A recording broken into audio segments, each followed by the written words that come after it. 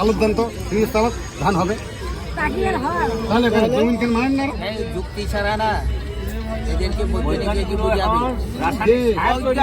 বললাম তো বৈজ্ঞানিক কিছু কথা বৈজ্ঞানিক একটা আলু বানাতে দেখাচ্ছে তোমার ভগবানের চেয়ে অনেক উপরে হলো প্রকৃতি প্রকৃতিকে পারেন যাও বৈজ্ঞানিক বুঝতে পারেন আপনি আমাদের বাপের তুল্য কিন্তু আপনার এখনো জ্ঞান ফুটে নাই কিন্তু যতগুলো কথা বলছে না ওই হাজারের মধ্যে 900 বেকার একজন একটা জিনিস তৈরি করলো আর বৈজ্ঞানিক দাম আছে একটা আলু বানিয়ে দেখাচ্ছে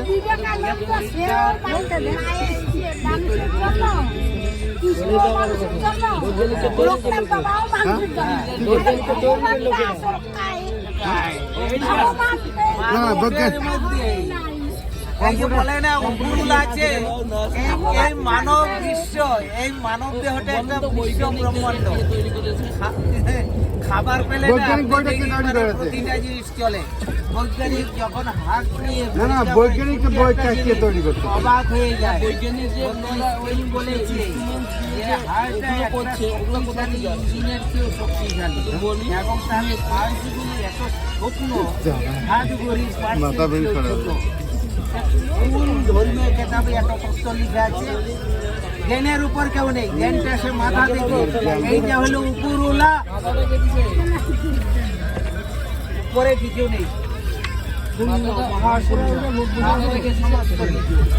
একটা গ্রহ আর একটা গ্রহ বলছে প্রতিটা গ্রহ 9টা গ্রহ প্রতিটা সূর্য চতুর্দিকে ঘুরে ওর এত ক্ষমতা আজকে যদি সূর্য না থাকে পৃথিবী ঠান্ডা হতে হতে বরফে ঢেকে যাবে সৃষ্টি ধ্বংস হয়ে যাবে এই জন্য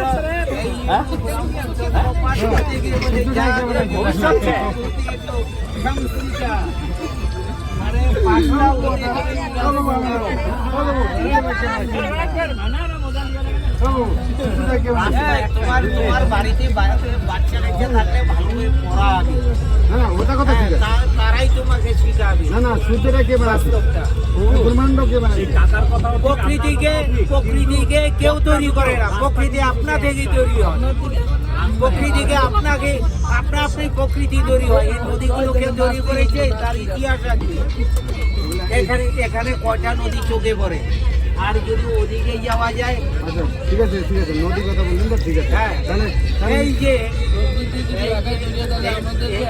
এই ট্রেনটা যে রুটে যাবে এই রুটে কিন্তু ছোট বড় সব নদীতে জল আছে স্রোত বইছে আর কাঞ্চনকন্যা যে রুটে যায় তাতে মনে 5টা নদীতে জল আর সব শুকনো প্রকৃতি একাই তৈরি হয় কারণ আমার দাম মাপ কি দরকার আছে আমি একাই তৈরি হইতে পারি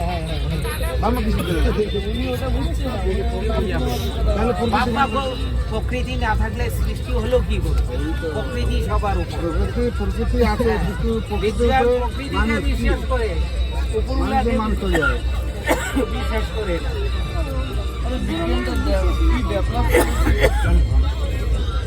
এই যে এত বৈচিত্র্য বলছে এগুলো কে লিখেছে শিক্ষিত লোকেরা তো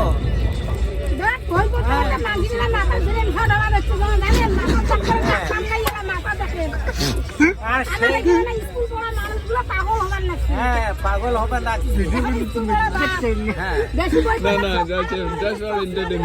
না ওই যে বলেনি যে বেশি ওই যে মোবাইল সারাদিন ঘাটে একটা মেয়ে ওই সবসময় মোবাইল গেম খেলতে না অন্ধ হয়ে গেছে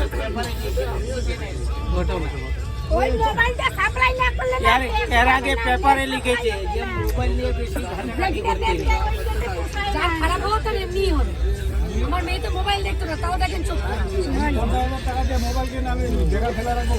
মোবাইলের শরীরের ভিটামিন প্রোটিনের উপর নির্ভর করতে এই তো আরো একটা শোনো ঝগড়া করে লাভ নেই জ্ঞান বিজ্ঞান নিয়ে ইতিহাস নিয়ে দর্শন শাস্ত্র নিয়ে বিজ্ঞান নিয়ে পড়তে বলবে ছেলে মেয়েদের তোমাদের ধর্ম শিক্ষা দিতে পারবে ওরাই দিবে তোমাদের ধর্ম শিক্ষা কেউ কোনোদিন দেখেছে কেউ উপরে কিছু আছে উপরওয়ালা বলে মাথার উপর কিছু নেই যত জ্ঞান করতে মাথা থেকে আসছে কি কিভাবে মানুষ তো আমরা ইতিহাসে পড়ছি বন জঙ্গলে বসবাস করতো, পশুর মতো জীবনযাপন করতো দলবদ্ধভাবে, যাতে বন্য পশুগুলো না মারে। কি খেত? বনে যে বন্য ফলমূল ছিল ওগুলো খেত। যখন আস্তে আস্তে সংখ্যা বাড়তে লাগলো তখন আর তাতেও চলে না পেট, তখন কি করলো? পশু শিকার করে কাঁচা মাংস খেতে শুরু করলো। হ্যাঁ, যে পশু শিকার করতেই গিয়ে তাদেরকে মরতে হতো পশুর আক্রমণে। আর সব পশু মারা যেত না, কিছু জখম অবস্থায় থাকতো, তাদেরকে ধরে এনে মাথায় বুদ্ধি এনে, চিন্তা না করলে বুদ্ধি আসবে না। বৈজ্ঞানিকরা কি করে? ওরা ওই যে চিন্তা ভাবনা করে। হ্যাঁ, আমরা কোন ক্লাসে জানি পড়ছি আর্কিমিডিসের গল্প, জাহাজ কেন জলে ভাসে, নৌকা কেন জলে ভাসে। আর্কিমিডিসের সূত্র, আর্কিমিডিস বলছেন ওই জাহাজের নিমজ্জিত অংশ যতটা জল অপসারিত করে সেই জলের যা ওজন, জাহাজের ওজনও ঠিক তাই, এই জন্য জাহাজ জলে ভাসে। আর এই যে বাঘা বাঘা যে আরো বৈজ্ঞানিক ছিল, ওরা এটাকে ডিনাই করতে পারে না, মেনে নিয়েছে। কিভাবে? সে বিজ্ঞান নিয়ে লেখাপড়া করতো। জাপানে এক অত্যাচারী রাজা ছিল, বলে 1 কেজি সোনা দিয়েছে এক শেখরাকে, যে যাতে আমার পছন্দ হয় এইরকম একটা মুকুট তৈরি করে দিবি, আর যদি পছন্দ না হয়, রাজাটা ছিল খুব অত্যাচারী, আমাকে পানিশমেন্ট দেওয়া হবে, মানে মৃত্যু বাড়ি। সে খুব সুন্দর করে তৈরি করেছে, রাজারও পছন্দ হলো, কিন্তু রাজা শয়তান রাজা তো মাথায় ঢুকেছে কুবুদ্ধি। হ্যাঁ, শুনছি শেখরারা মানে খাদ মিশাই শোনাতে, আমি তো মানে খাঁটি সোনা দিলাম, এখন এখানে খাদ আছে কি না কি করে বুঝবো? এখন যত শেখরাকে ডেকেছে বলছে ওইটা না বলিয়ে আমরা বলতে পারবো না, ওখানে খাদ মিশানো না খাঁটি সোনা। তখন ওই যে আর্কিমিডিসের ডাক পড়লো, 128 জিবি ফুল খালি আছে, চলুক না, কতক্ষণ চলবে, আমি তো আছি ফ্রি, চলুক। আর্কিমিডিসের ডাক পড়লো, যে ও মানে বিজ্ঞান নিয়ে লেখাপড়া করছে, আর্কিমিডিস। হ্যাঁ, আর্কিমিডিস বললো তোমাকে আমি 6 মাসের বা 1 বছরের সমস্ত খাওয়া খরচা দিলাম, তুমি এই সোনার মুকুটটাকে না ভেঙে না গলিয়ে খুলে দিতে হবে, কারণ মুকুটটা আমার পছন্দ হয়েছে, কিন্তু মাথায় পোকা ঢুকেছে, ওতে খাদ মিশিয়েছে কিনা শেখরা। ঠিক আছে, তো এত সুন্দর জিনিসটা ক্ষতি হোক আমি চাইনি। ও তো মানে সারাদিন বসে চিন্তা ভাবনা করতে করতে, হ্যাঁ,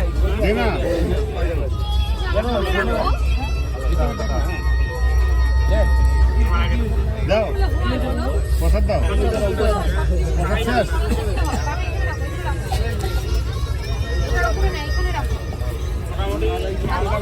সারাদিন ওই নিয়ে চিন্তা ভাবনা করে কিভাবে আমি প্রমাণ করবো, না তো অত্যাচারী রাজা মৃত্যু অনিবার্য। বড় লোকের ছেলে তো ওদের চৌবাসা ভর্তি থাকে জলে,